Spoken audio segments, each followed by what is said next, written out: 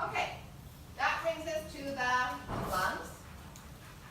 I'll leave that on the board, but I'm going to show it to you on an actual lung model.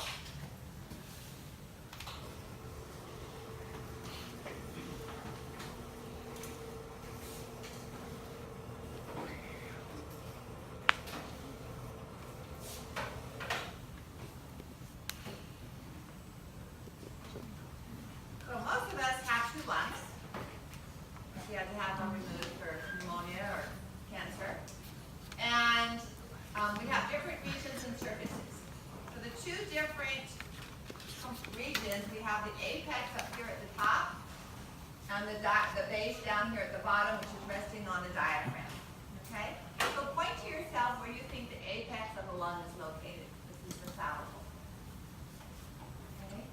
Actually, when you take in a deep breath, the apex of the lungs is 1.5 to 2 inches up into your neck. So, remember how I gave you a warning or a clue if you wanted to stab somebody in the neck? Or if you want to stab somebody with an ice pick, you go into the neck region because the spinous processes are horizontal. Okay? So one of your classmates, having remembered that, is coming after you with an ice pick. And they're going to stab you in the neck, and you're running away. The last thing that you want to do is take in a deep breath, because you're going to pull your lungs are going to expand up into your neck, and you might get a collapsed lung if that gets stabbed. So for future reference, or on the way home tonight, one of your classmates is coming after you with an ice pick, here's what you do. You squeeze all that air out, so you pull your lungs back into your thoracic cavity, and they're not going to get collapsed unless you get stabbed in the thoracic cavity. Now, I've been telling students like this for over 15 years, and nobody has yet written to me and said, you saved my lungs. Okay? So you know what? In 5 years, if you happen to think of it, just make it up and send me a note. So I can at least start telling my students that somebody's lung got saved. I'll just make it up. I was going to say, you can make it up just like we All right. So, apex and base. Then we have surfaces. So if I say on the lab exam, identify this surface, I don't want the lobe, I don't want visceral pleura. Surface in contact with the ribs is going to be costal surface. Okay? Surface in contact with the diaphragm is going to be diaphragmatic surface, although you may use base. And then on here, facing the heart is the mediastinal surface. Remember this space where the heart is located is the mediastinal cavity, part of it. So that surface facing the mediastinal cavity is going to be the mediastinal surface. Okay? If I asked you to identify this vessel, what would it be?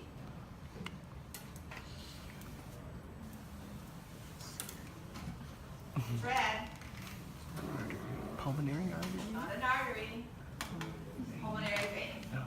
Pulmonary veins carry oxygenated blood back to the heart. The blue one would be the pulmonary artery.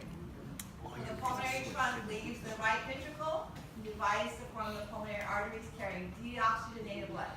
Remember, the only time we have arteries and veins carrying the opposite of what you would think is the pulmonary system and the umbilical system. So pulmonary arteries are deoxygenated, umbilical arteries are deoxygenated. Pulmonary veins are oxygenated, carrying oxygenated blood back to the heart.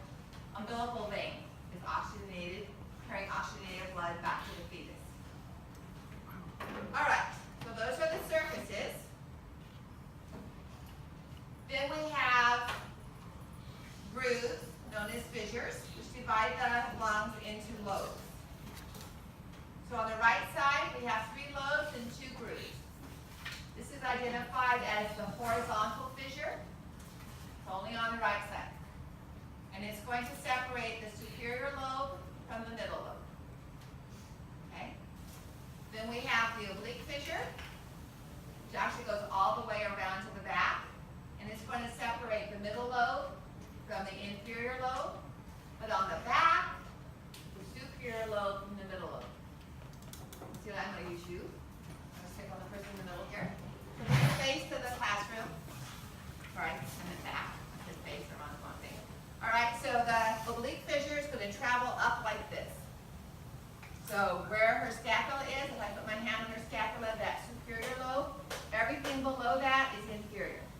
So most of the inferior lobe is actually posterior.